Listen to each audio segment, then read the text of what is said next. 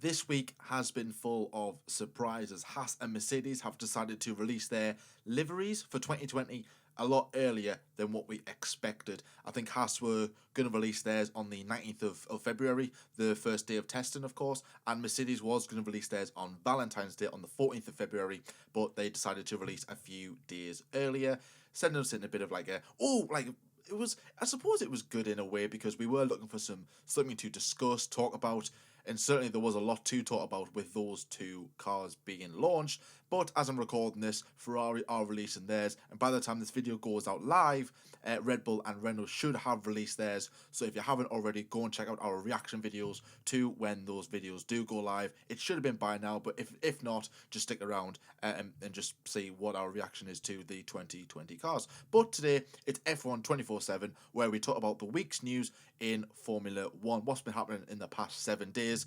And I've got 3 storylines for you guys today. And as always, I'll be leaving links to the articles where I got these stories from, so you can go check them out for yourselves, of course, and just give credit to the publicators and the people who wrote it, of course. So the first story is BMW have said that they are not interested in a 2021 F1 return.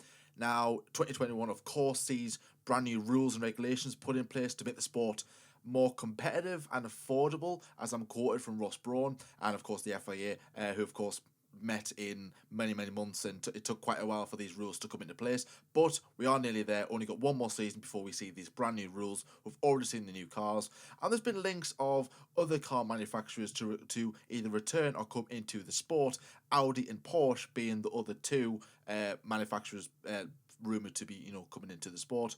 Porsche actually went as far as to making an F1 spec engine, but that was the last of that.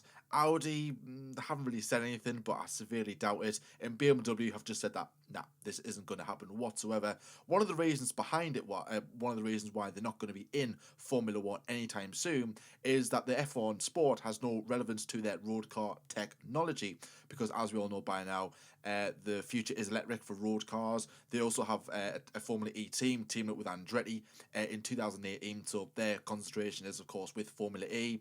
And actually, quite recently, UK have banned the sale of petrol, diesel, and hybrid cars from 2035, I think it is. And of course, they're not banning them from the roads completely. I know there's a few people confused about that. They're not banning them at all. They're just banning selling them, and you can only be able to buy an electric car then. So certainly the future is electric, as we all know by now. So my immediate reaction is I'm not really surprised that BMW aren't wanting to return to Formula 1, because, well, one of the reasons why they left the sport in the first place was because as to how poorly their development, well, let's say how their development was from 2008 till 2009. If you remember, casting one back to 2008, Robert Kubica won the Canadian Grand Prix. And once upon a time, I think BMW were leading the constructors. I know Kubica was leading the championship, but I think BMW were also leading the constructors. So it looked very, very strong. But as the season went on, they stopped developing the 2008 car, worked on the 2009 car a lot earlier, and claimed that this was going to be a championship contender, and it wasn't. It was a huge flop, and they left the sport after that season, selling the team back to Peter Sauber, who of course they bought it from in 2006. So that was a very nice, decent years for BMW from 06 to 09. Of course, 09 being the worst of those years. But let's say if they were returned to Formula 1, if it was to be an engine supplier, it would be alright. It would be maybe a long-term thing. But who would they go with on the current grid? Because, of course, Aston Martin, they're a new team coming in, another car manufacturer, of course, helping coming in by Lawrence Stroll. But they're going to have Mercedes engines. You've got AlphaTauri, they've got Honda with Red Bull. Alfa Romeo, Ferrari, Haas, Ferrari, they've got links to Ferrari with parts and everything, so I can't see that deal breaking down. Renault, well, obviously not Renault because they've got the Renault engines. McLaren are going to Mercedes. Really, so it's only Williams, who they used to have a partnership with back in, I think it was like 2000 till 2005. They're the only option. And, I mean, the engines could be cheaper, but with the way Williams are going, I think it'd be very unappealing for BMW to go back to Williams. And if they were to come in as a manufacturer and as a team, I couldn't see that being a long-term thing either. I think BMW, like I said, one of the reasons they left was because of how poorly they did in 2009. And maybe if they did better, they could have stayed maybe longer. I don't know, unless they had plans to pull out. I'm not too sure. But certainly, if they want to come into the sport and invest, I mean, of course, the rules and regulations are making them more relaxed, but we don't know that yet. So maybe they could be monitoring the situation, and if it all goes well, then yeah, they might return. Maybe like 2025, 26, who knows? Let's see how it goes. But of course, like they're saying, it's irrelevant to their road car technology, so they might not for that sense. But no, I think BMW coming into the sport, coming in as a team, it won't be a long term thing. Maybe 4 or 5 years max, perhaps. Can't see them going anywhere big because, like I said, the Formula One, it's not in their pipeline or anything else like that. And I don't think it's the end of the world that BMW aren't returning to Formula One. I think a lot of people would like to see it for that nostalgia feel, but for me personally, nah, I'm not bothered that they're not returning. Of course, it's nice to see them in Formula E. Hope they do well there, and I hope, of course, all the best in the other categories of sport. But nah, I'm not really bothered that BMW are not returning to Formula One. It's not the end of the world. We've got Aston Martin coming in, and of course we've got some other teams rumoured to be coming into the sport, but let's see how that one goes in the future. And as ever, guys, let me know your opinions in the comment section below about any of these stories I'm talking about today, including this one about BMW not returning to Formula One in 2021. Just staying on the subject of F1 in 2021. Now, when new rules and regulations come into play, a lot of teams dig deep to find ways around these rules and create something that isn't in the rules or anything, or the rules and regulations, and create something that will make them have a really big advantage over their competitors. And of course, one of the more recent ones was, of course, the double diffuser invented by Ross Brawn. And funny enough, it was actually Ross Brawn who said this, that F1 are set to ban any loopholes found for the 2021 regulations. Now, normally when a loophole is found, they can't really do anything else until the following season. But these new rules, what the F1 and the FIA are going to put into play, is that if a team is found to be doing anything that will, try and loophole around the regulations, they're going to stop it immediately. There and then they're going to go, right, next race, that is banned. Not happening. You have to get it off the car. So it's like coming from you, Ross. Coming from you. Of course, it's not just him, but it's a bit ironic, isn't it? It's a bit like, well, I found a loophole now, and now I'm banning them all. But of course, Ross has got a totally different role to what he did back in 2009, of course. But I think it's a bit funny anyway, just to mention it like that. So, and of course, I think there will still be rules kind of bended in a way. I think teams will dig deep to find something that will give them a significant advantage, or just like a pace advantage or an aero advantage over their rivals. And of course, you're gonna have to be found guilty to have these rules been banned, because of course you might go through an entire season or 2 seasons with like this device or this aerial thing or whatever on your car that could give you a big advantage, and then the FIA and F1 might never know about it. So, and then in the next 10 to 20 years they might go, oh yeah, in 2021 we had this on our car. So, and of course, I think Renault were found guilty in Japan. I think they were having like a clutch system on their car that was found illegal, and then Grosjean said that he was driving it in 2015 with Lotus. So that just, that was like a 4-year gap. So I think there will still be ways. Doesn't matter if you ban them, of course. It's just like a warning for other teams, I suppose. But this is Formula One. We do like to bend the regulations, and of course, I think teams like Red Bull, Renault, McLaren, Ferrari, Mercedes, they'll all find a way to have a really big advantage. Ross Brawn is saying that there is going to be no possible way, but when you've got big tech heads at the likes of Mercedes, Ferrari, and Red Bull, they will find a way. Trust me, they will find a way. But what do I think of this?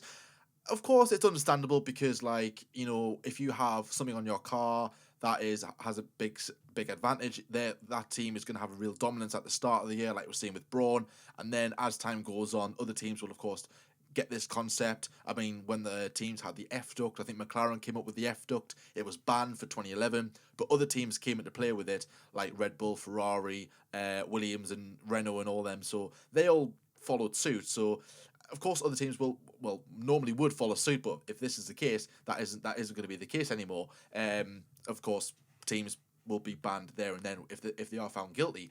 Maybe some fines involved. I'm not too sure. But of course, they still have to be in this rule, this financial play regulation thing that they've got going on for 2021. And of course, if you do breach that, then I think you get kicked out of the championship immediately. So for F1 are strictening up their rules. But I think this is a good thing. Like I said, I think this is a good thing that F1 are becoming a bit stricter with their rules and regulations, so that teams like Mercedes, who of course have more money, have more facilities, more development, financial thing if you want to call it that, so that they don't have a significant advantage to those of Renault and McLaren and Alfa Romeo and whoever, and Williams for that matter. So no, I think this is a really good idea. But of course, let me know your opinions in the comment section below. Our final story takes us to Esteban Ocon. Now, Ocon is set to return to Formula 1 after a year gap. Being with Force India in 17 and 18, he was dropped for 2019, being replaced by Lance Stroll, and had a year out on the sidelines as a reserve driver or development driver with Mercedes. He is, of course, returning to F1 full-time with Renault for 2 years alongside Daniel Ricciardo, and a lot of people are quite excited by this. Some people are like, yeah, whatever, I'm not too bothered. Some people are very happy, and some people are like, no, I don't want him back, blah blah blah. I'm pleased he's back. I'm not really big on Ocon, but yeah, no, I think it's good that he's back. Let's see what he's worth, put him alongside Daniel Ricciardo. Who's going to win that? Probably Ricciardo, but never mind. But the reason why I'm talking about this is that Esteban Ocon came out this week and said that he still respects Max Verstappen. Now, if you're like new to Formula 1 and you're like, I don't get this, what do you mean, Jordan? He respects Verstappen? Yeah, right. But do other people respect Verstappen? Well, some more than most.